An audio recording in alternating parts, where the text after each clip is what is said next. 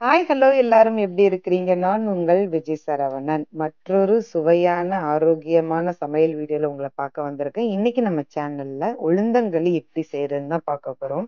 ஆக்சுவலா step by ஸ்டெப்பா டீட்டெயிலா நம்ம பார்க்கலாம். 3/4 டம்ளர் கருப்பு உளுந்து நான் எடுத்திருக்கேன். இத நான் என்ன பண்ண போறேன்னா, மிதமான தீ வச்சு வறுக்க போறேன். ஹை ஃப்ளேம் வச்சு வறுக்காதீங்க. முழு உளுந்து இல்லன்னா, நீங்க உடைச்ச உளுந்து, இல்ல வெள்ளை உளுந்து எடுத்து வறுத்துக்கலாம். பட் ஆனா இந்த மாரி தோல் உள்ள முழு உளுந்து தான் ரொம்ப சத்தானது. இப்போ உளுந்து வறுபட்டுருச்சா அப்படின்னு பார்க்கறதுக்கு என்ன பண்ணுங்கன்னா, உளுந்த எடுத்து லைட்டா இந்த மாரி உடைச்சு பார்த்தீங்கன்னா, உள்ள வந்து பொன்னிறமா இந்த மாரி இருக்கணும். அப்போ உளுந்து வறுபட்டுருச்சுன்னு அர்த்தம். பிளேட்ல மாத்தி கொஞ்சம் ஆற வச்சுக்கங்க. வெறும் உளுந்த வச்சு களி செய்வாங்க. பட் ஒரு சிலருக்கு அந்த ஃப்ளேவர் பிடிக்காது. அதனால நான் ஒரு 1/4 டம்ளர் பச்சரிசியும், ஒரு 4 ஏலக்காவும் போட்டு வறுத்து வச்சுக்கிறேன். இன்னும் ஃப்ளேவர் குடுக்கறதுக்கு நீங்க என்ன பண்ணலாம், பாதாம், பிஸ்தா, முந்திரி இந்த மாரி நட்ஸ் எல்லாம் நம்ம வந்து வறுத்து என்ன பண்ணிக்கலாம்னா, இதோட அரைச்சுக்கலாம்.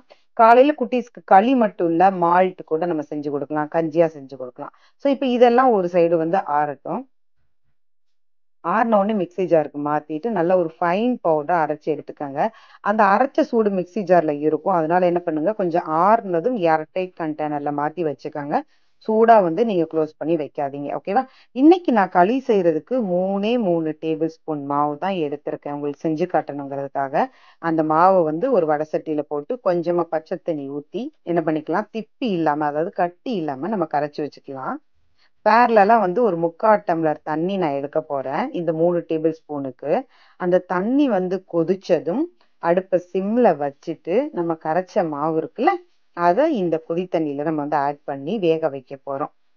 இப்போ நான் வந்து பார்த்தீங்கன்னா, அடுப்ப வந்து கொஞ்சம் மீடியம் ஃப்ளேம்ல வச்சுட்டு, அந்த மாவ வந்து கட்டி கட்டாம கிண்டி விடுறேன். உங்களுக்கு நம்ம முதல்ல ஊத்துனதுக்கும், இப்ப மாவு வெந்ததுக்கும் உங்களுக்கு வந்து டிஃபரன்ஸ் தெரியும். இந்த ஸ்டேஜ்ல ஒரு பிஞ்ச் ஆஃப் சால்ட் ஏன் போடுறேன்னா, இனிப்ப கொஞ்சம் தூக்கி குடுக்கணுங்கிறதுக்காக தான். 3 டேபிள் ஸ்பூனுக்கு 3 டேபிள் ஸ்பூன் வந்து நாட்டு சர்க்கரை சேர்த்திருக்கேன். ஸோ நாட்டு சர்க்கரை இல்லாம நீங்க கருப்பட்டி கூட நீங்க வந்து சேர்த்துக்கலாம். கருப்பட்டி சேர்க்கும் பொழுது என்ன பண்ணணும்னா, வடிகட்டி நீங்க ஊத்துங்க. அப்பதான் வந்து அதுல இருக்கக்கூடிய மண்ணெல்லாம் சேராது. இப்போ நம்ம ஃபைனலா இறக்க போறதுக்கு முன்னாடி கொஞ்சமா நல்லெண்ணெய் சேர்த்துக்கலாம். இன்னும் ஃப்ளேவர் குடுக்கறதுக்காக நீங்க வந்து தேங்காய் பூலாம் சேர்த்து சாப்பிடலாம். பட் எங்க வீட்டு குட்டீஸ்க்கு தேங்காய் சேர்த்தா பிடிக்காது. அவ்வளோதான். என்னோட ஸ்டைல்ல எங்க குட்டீஸ்க்கு பிடிச்ச மாரியான உளுந்தங்களி ரெடி.